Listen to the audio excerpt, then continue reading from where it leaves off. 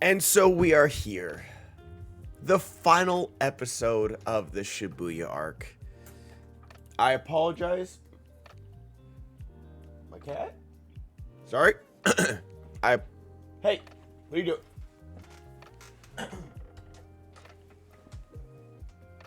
Alright, we're good. Cat's being crazy, like always. I apologize for last week, guys. I literally recorded an entire 20-minute video, but then I realized my mic wasn't on.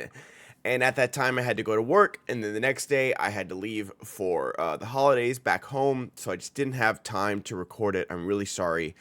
Basically, you guys know what happened last episode, but all I'll say, and I've seen a lot of good TikTok memes from this, Mekamaru did everything he could to make sure the Kyoto students didn't get involved in Shibuya because he knew they couldn't handle it. And then they got really offended and decided to show up anyways. And guess what? They couldn't handle it. So maybe the guy with the cursed technique that makes him like a semi-genius in computing algorithms and data, and he's like, you know what? Toto's the only one that can handle this. Maybe he was right. You know what? Maybe he was right. But basically, Geto is revealed to be Noritoshi Kamo, who is like this 1,000-year-old sorcerer, one of the worst sorcerers in history. Kyoto tries to fight him. He absorbs Mahito, so Mahito doesn't get killed. He uses Geto's technique to absorb Mahito, and that's very important for this episode because that's where we start out with, is that Yuki is trying to figure out how to attack him, and it's kind of like stalling for time, hoping, you know, like maybe the ice from Urame's curse technique will melt, but no one can move.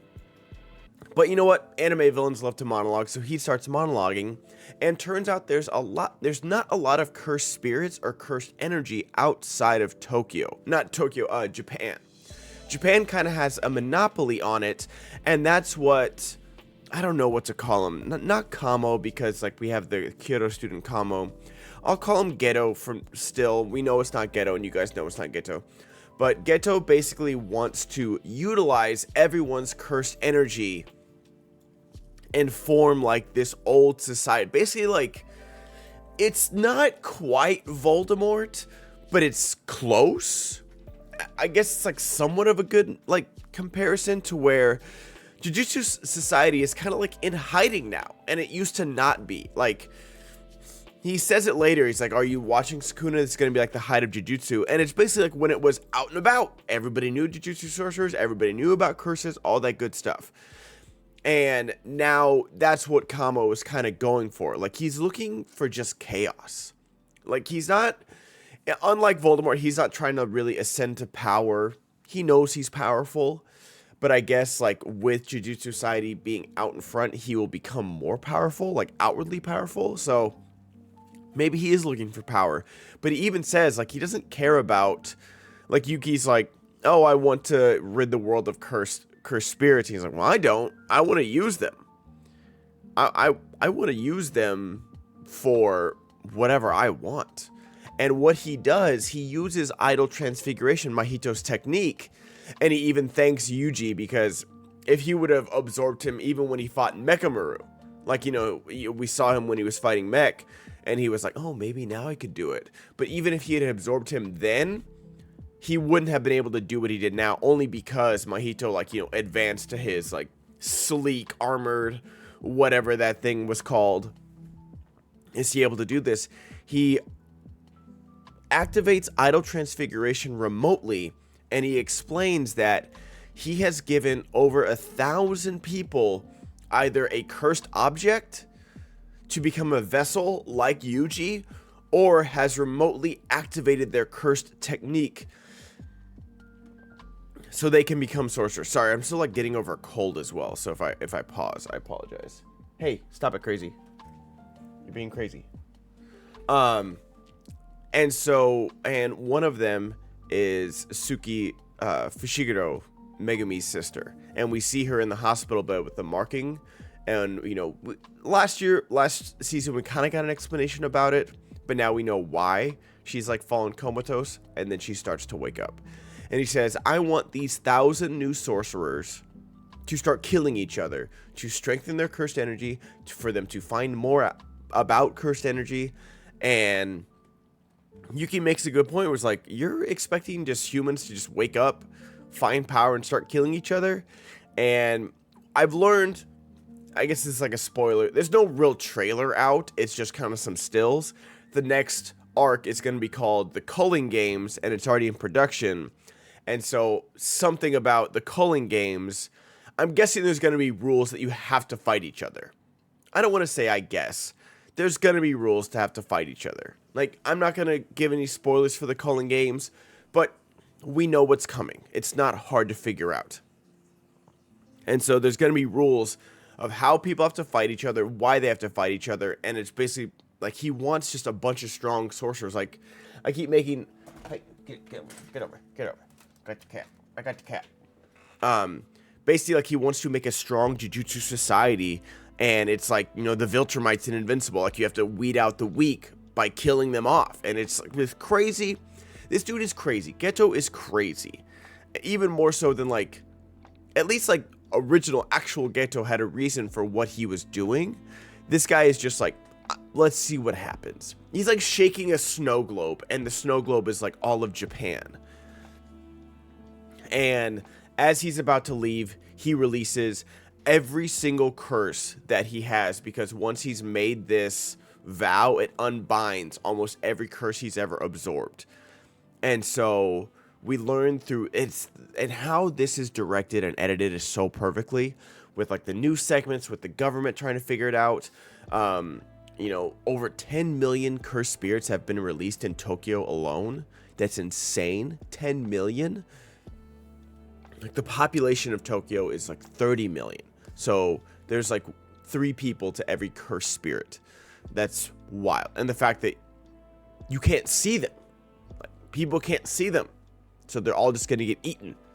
They're working on an evacuation plan. Any, you know, love hotel, abandoned town, anything, stadium, anything outside of Tokyo is being used for shelter. You see people starting to pack up. You see on the news, like, a cameraman and the anchor get obliterated by a cursed spirit. Someone watching in their living room get obliterated by a cursed spirit. How it's done is so terrifying. It's like the beginning of a zombie movie. It's so well done. And honestly, like, I could use a full season of just like normal humans trying to survive curses. Like, that would be just absolutely terrifying. And the scariest one, making sure, okay, I'm making sure I'm going in order here. Yeah, Urame and Geto got away. Like, you don't really need to know much about that. You watch the episode. But just how this is directed is so good. And we go to a little girl in a konbini, which is a convenience store, and she's eating, and you see, like, she's like, not like beat up, but, you know, like dirty, like she's been traveling for a while. She's been figuring it out. There's no power in Tokyo right now. The whole city's basically blacked out. And you see, like, a woman outside, and it's like, come on, I'm with your mother, I'm with your father, and your teacher and your younger brother. And she's like, I don't have a younger brother. She's like, I don't have a younger, and you know it's a cursed spirit, but like, it's like a woman like on a puppet string. And then when she walks outside, the puppet gets yanked, and you see this giant mouth full of razor sharp teeth, and boom, our boy Yuta shows up in a superhero slow-mo landing pose. You love to see it. Saves the girl. The curse, like, tries to eat him again, and then Rika comes out and just splatters it. And I love that it's the most badass intro, like, landing. But then as soon as he's talking to the girl, he's using his sweet voice. It's like, oh, you walked so far, you did so good. And then when Rika kills the curse, he, like, shields her eyes, like, oh, you can see the curses. That's not good. Let's not have you watch that, and, like, kind of turns her head. And then he goes to the higher-ups, and the higher-ups, this whole scene is so frustrating.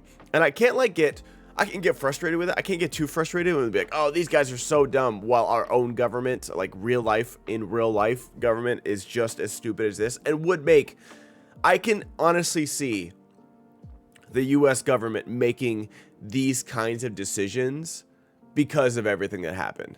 And so the rules that are passed down is that Yuji's execution is rescheduled. Geto's execution has been rescheduled because they found him alive. Gojo Satoru has been blamed for Shibuya, and anybody that tries to unseal Gojo is going to be executed. The principal, Yaga, is also being blamed for both Suguru Geto and Satoru Gojo, and is scheduled to be executed. And Yuta volunteers to kill Yuji. No good news there. No good news there. Like, I guess if you want to say the execution for Geto, sure, but yeah, you have to kill him first. But yeah, it's not good news, and nothing is smart about that at all. They're all real stupid. But yeah, I can't. It's not that I can't blame them. The Yuji thing is so back and forth. I love my boy Yuji. I love my sweet boy. He means so well. But you know, sometimes maybe getting rid of him and 15 fingers of Sukuna might be the right decision. It was one thing when it was one finger, like, that's not going to do anything. But 15 might make a difference. It's something to at least be discussed about because of what happened in Shibuya. We saw what a 15-finger Sukuna did effortlessly against a disaster spirit curse and Maharaga, the most dangerous Shikigami in the history of Shikigamis. Like, I'm just saying. But basically, Tokyo has become the Wild West, and it's lawless, it's blacked out, there's cursed spirits everywhere. Hopefully there's no normal civilians out there, because if they are, they're not going to last long. It's a full mess, and the last thing we see is Yuji walking onto a bridge, clapping his hand, and two giant cursed spirits coming out of the river behind him. And that's the state of Tokyo. That's where we're at. Where it's just like, it's a mess, dude. Like, you know, the last season ended with like, oh, hey, we're going on a new mission. And now it's just like, no, nothing stops. We won't see this for a few years. You know, they already said Culling Game's in production. Hopefully they are paying their animators. Pay your freaking animators, Mappa. Give them a raise. Give them a proper break. Give them, you know, you want to work 8-10 hours? Cool. Pay them for 8 to 10 hours, not 16 hours. Like, get out of here with that mess. But yeah, it's a whole bad situation, and no happy endings here. We really don't get any resolution for a lot of this stuff. It's just all continuing, and we just have to keep writing it out. So I know what happens next season, and it's insane. I will not give any spoilers until we are anime only on this channel. Pardon me. We're anime only on this channel for these videos, even though I have jumped ahead and read the manga. Just because, you know what? TikTok was spoiling me anyway, so I thought I'd fill myself in. But yeah, amazing season. What an amazing season of anime this was. The heartbreak, the action, the characters, everything. Like, there's so many twists and turns that went along with Shibuya. It wasn't just, you know, fist fighting. It was just so good. It was just so good, and I'm glad for anyone and everyone that watched these videos. Thank you so much. I don't know what I'm going to be reviewing next. Honestly, I really don't. I should have been doing videos for free run, but I watched a lot of it while I was in Tokyo. But yeah, it's so good. Watch free run, watch this. Love you guys. Thank you so much for watching. Have a great day. Sorry for this last video being all stuffy and gravelly and I'm mean, look like crap. Bye bye.